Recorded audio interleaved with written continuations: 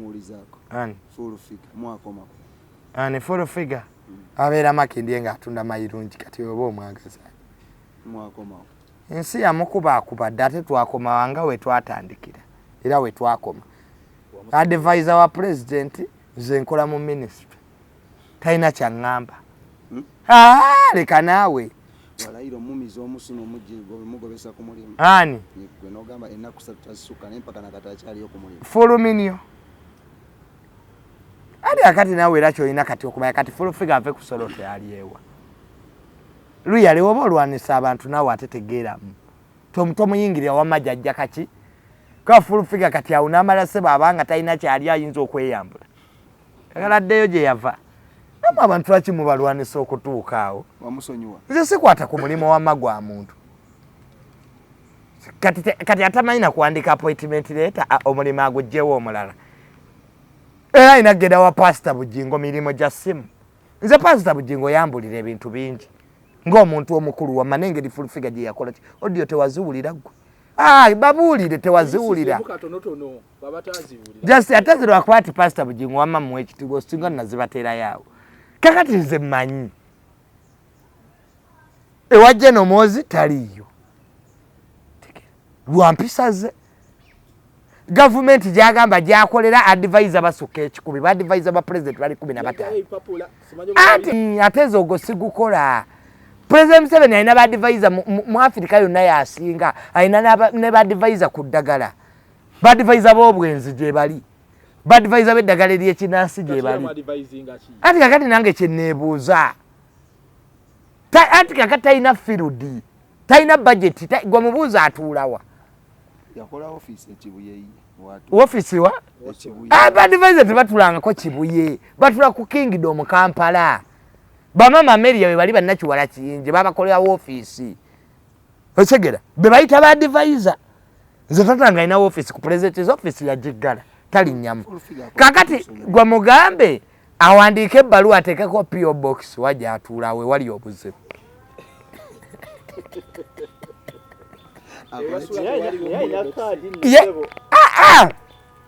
nange nina ID togiraba ID si gwe mulimu okimanyi tibanyi nnyo balipoota mu mawulire balina ID ne tebalina gye bakola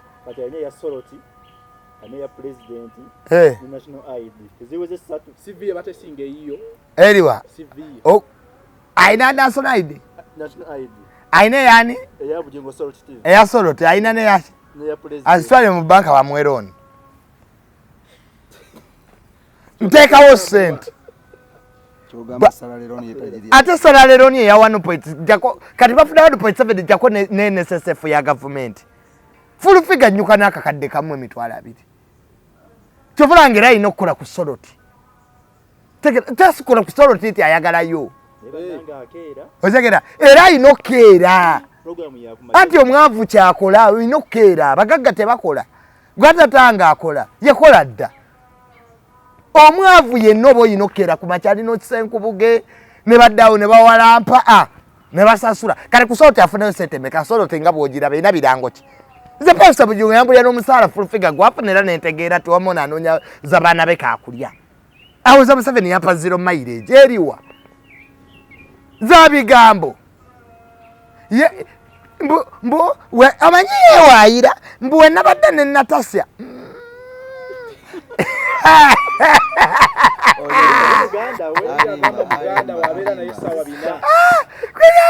Neba nange obutasoma kibi bukufuula n'abantu botamanyi baganda bo my brother muganda we izaamu muganda wange musaayi gumu tatasigawa ya muzaala era babuuza aba Fulfiger we naliyo hamu yabagawo n'omwana wa tata wange Tamale siri yakubeesibako wamma nenze olaba kati nyendereyo hamu mugambe ki I go there when I have problems yape mukadde 5 ku graduation yange hamu ne mukulu wange Yasini bapa set na obasanga no bamunyiriza amatako abo bolaba kakati batudde omusajja wamma ali mu office ye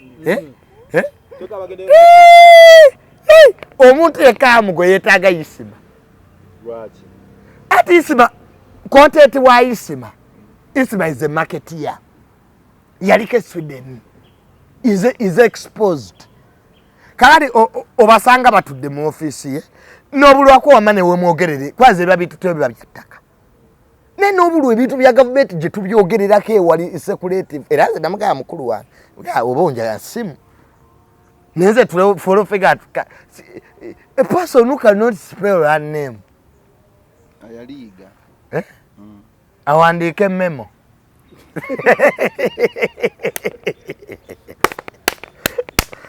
kale awandike memo ku mirimo gya yale mutu na egwaliro mulina fuyiza nnyo ate mwe abamawulire mmwe omuntu ne bamunafuya omuntu ne bamuwa ekifo just kulya wama president mze mwagala nnyo president 7 nti banete tujja kuba na mukulembeze gapa kwa agera nabi bizezengere nakakire kizezengere tekyasoma kikola bwa malaya supermarket jaine tuna mayirungi emakini amuleka afe really era ina kunonya yuka 1.7 nagatu sina kutuula beera wano ka office taina ne bwawandika PO box taina kwateeka address ebiwalu ebyo manyi babita to him to may concern kiro kitwale omunako tobeeranga na mulimo nga bawandika ebbaluwa kiro kitwale omunako era zo butatana office chike kakati ffe n'olwekyo us who fabatula ku offices senior technocrats senior technocrats I'm there tatange yalwana mu nsiko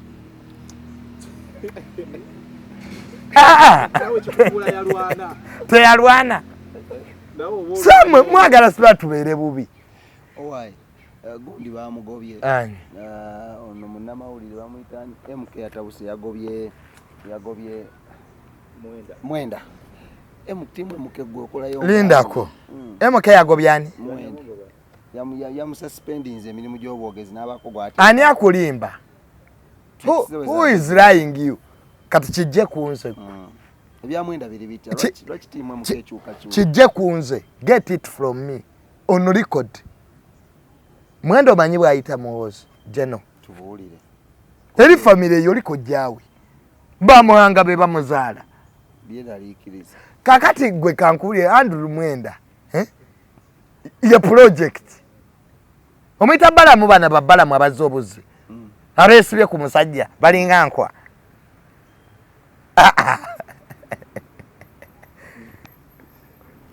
omanyi do you know Andrew Mwenda gwe owani ava mu family ki sibamuhanga bamuhanga sibe bazaala Andrew General Moz kakati mwe mumanyi ba relative n'abakozi separate two things mu project yo mu mulimu banazze kulya bebani bakirolo ne mubamu bani agiwadde omuliro ba Fulfiger tugenze era ffe nomugaba mulagawa ankujira tukaye era ffe tugenze bagikoze ki bagiwadde omuliro project General Pozi president omugaba kati tugende maaso ne mubamu ffe abasumbuyi fo tumanyi kye tukola babayita ba spin doctors tujja nga batuyise banyini project gundi nze isima ne tujja wisdom muleke yalemera mbiri ebya Bob Wine natukaka kati twagala ani ekai mukwano gwange nnyo sira mukwano gwange muganda wange kakati netukola byetukola netuddayo mirimo gyaffe kakatize ku timu ya JNMK I have my job okolanga ani asikola eri mu MK eri project wabaawo mirimo you come you work and go back bogenda yokolanga nga project zetugere ani inze kyemba nkolayo one as president atuyita atya patriotism sorry baita atya patriots yes Fulfiger inzo kiseperinga ekyo era nange yasoma kinnemi Nene katokola yo. Akamliye muri bakirere. Fetwe patriots. Bamutima gwa MK. Bamutima gwa MK. Tetwetaaga ku before tetwetaaga sent. Fetwagala muntu. Chivunwa patriots. Aba patriots. It's okay wa Fulfiger. Fulfiger mpe nnyukuta 3 ezitandika ekyo ekigambo. Patriots. Bwana ayogerayo nti pio ba ero ba wayi ezoka ngokomawo. Oyi ngatumaliriza. Oyi ngatumaliriza. Oyi ngatumaliriza.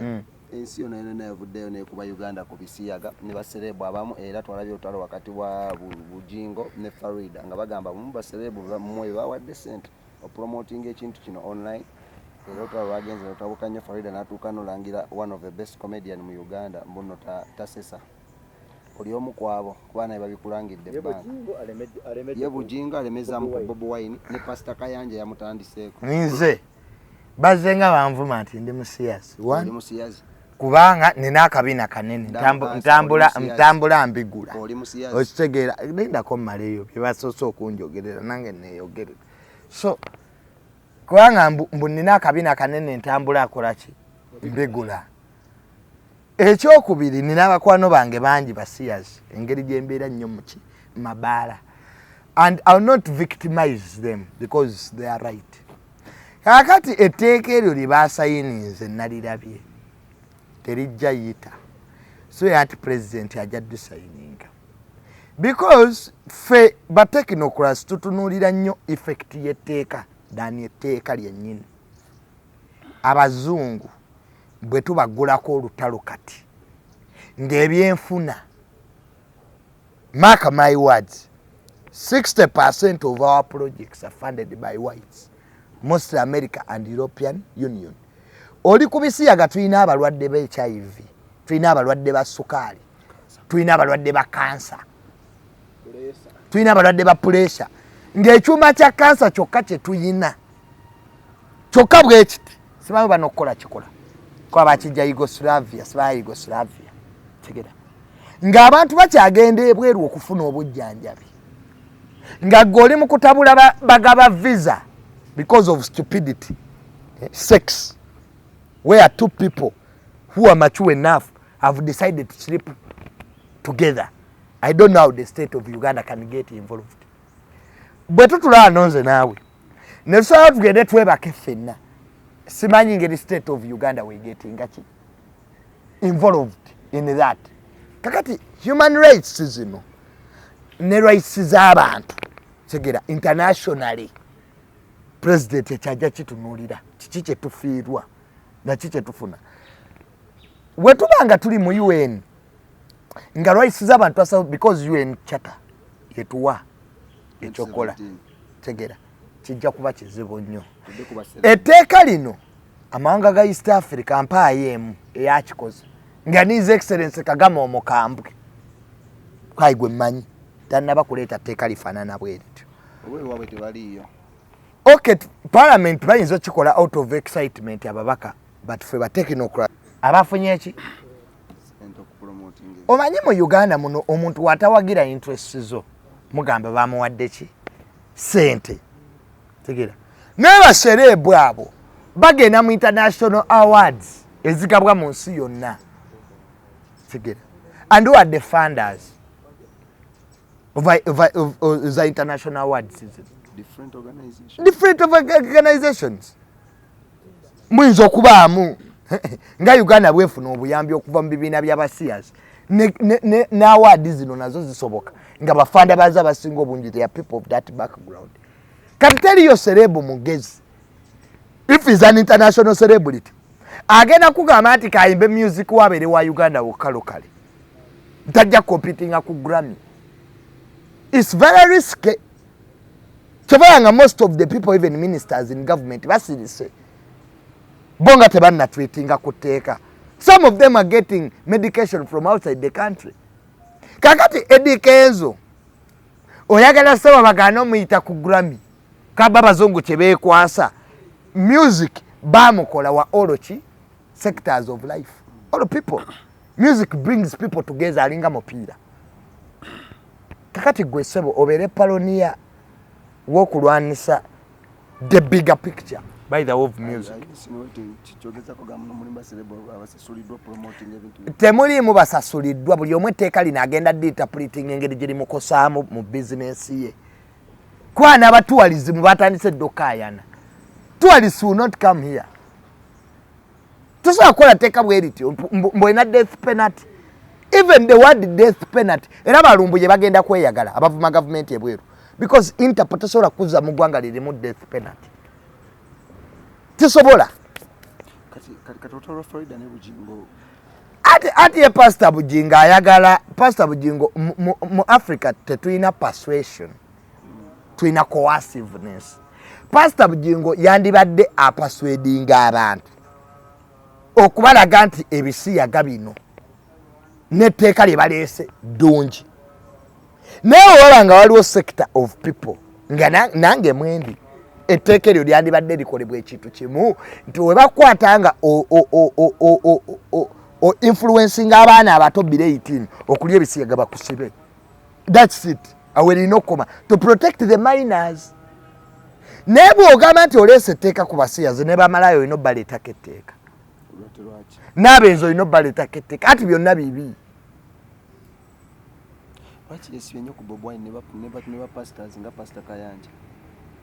And Pastor Bujingo, yes, we ku Bobi Wine. It is typical sheer Sina we nachita. Bobi Wine is not in any way a policymaker in this country. But he's an influencer. But he's an influencer. Tichitegeze to be a chijja influencing. So lwaki Bujingo amutunuuliza emuntu. Ati ye Bobi Wine wa international ayagala kufuga ggwanga. Bobi ayagala kufuga eggwanga. You collaborate with everybody. President Museveni tabeerangako tetukala government tufunangako sente z'abasiyazi. Nkubule projects ziri mu government. NGOs tezibadde wano. Abasumba tebabaloopya ebisiyaga. Police yennyini ne ba protectinga. Statements teziriyo. Mbakuwa amanya wano. So don't put me in that low educated people bye babeeramu ebyo bya border. I'm very informed. I told you I'm a technocrat in government appointed by the president. And this is what Andrew Mwenda is saying. Ekyo kyennyini president akimanyi kyobala president mu kwogera kwe parliament teyakitegera yagamba let me ask my scientists whether it's nature or nurture. Buli walanga president yagayika neebuuze ekintu aba akidduka.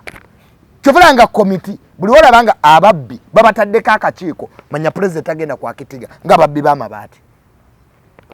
Minister omulamba yagamba amabaati gali wuwe. Naye tamanyi ngeri gye gajjamu.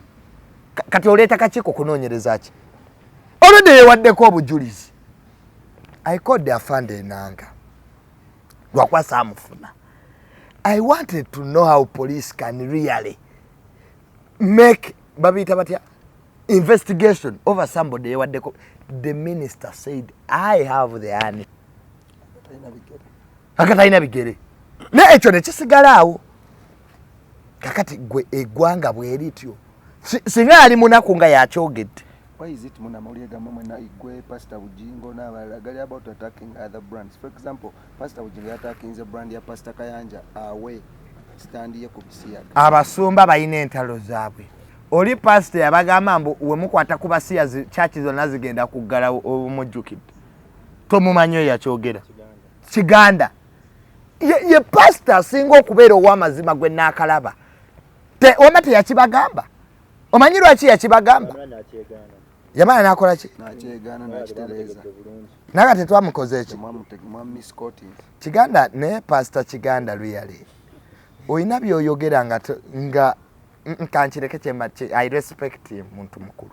Nembadde nina ekintu kyennyenda okwogera. Luisi Pastor Kayanja Kiganda n'abalala bali mu leko abavuddeyo okuwa. Ate abasumba bayina politics waabwe. Bonna balwanira ndiga. Segera waliwo n'omusumba gwe manyi musumba munne yafa n'agamba aliyose n'afa. Pastor Igabwe yafa. Waliwo omusumba. Yagamba nti mawulire malungi esajja ekyo kekife. Naye naye alina endiga.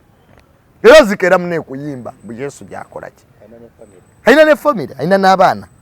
Kakati oyo musumba. Politics w'abasumba wakati wa Pastor Kayanja ne Pastor Bujingo is purely political. otegera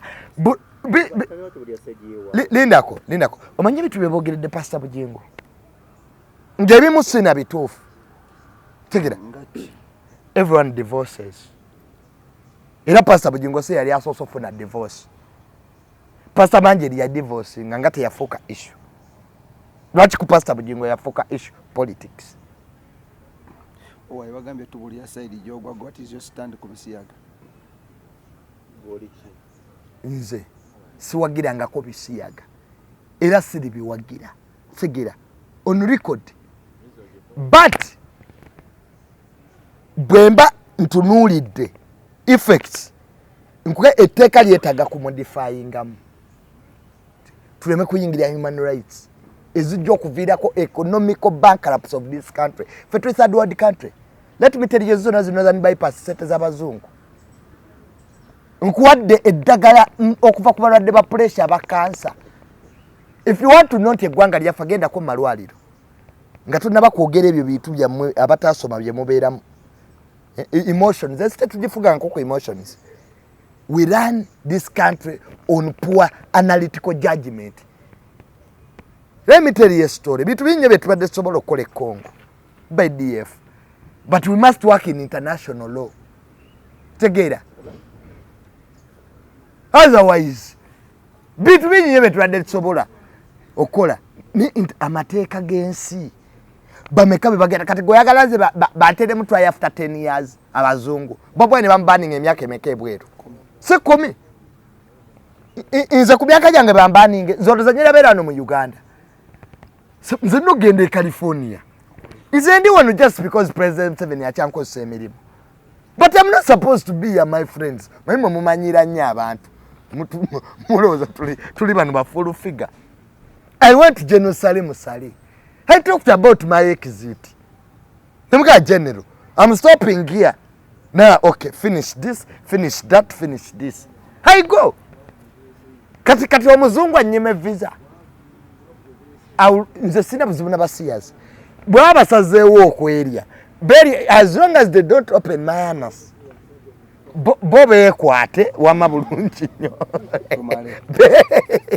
beeriire eri kasita batanyingirira tumalirize nga tumaliriza abantu bagamba sanze bintu byakunzigulako ntalaba ki abantu buli omu akuuma akabina ke gavumenti tegenda kukolayo poliisi yakuuma bubina kati mugenda bakwata mutya nti bano balayika nno bava kwerya bano sheer stupidity. Simanyi ani abigamba president. Let me go there. Manyi nsangayo abanumpu nga bambadde gomesi ekiro mu State House ne lipstick.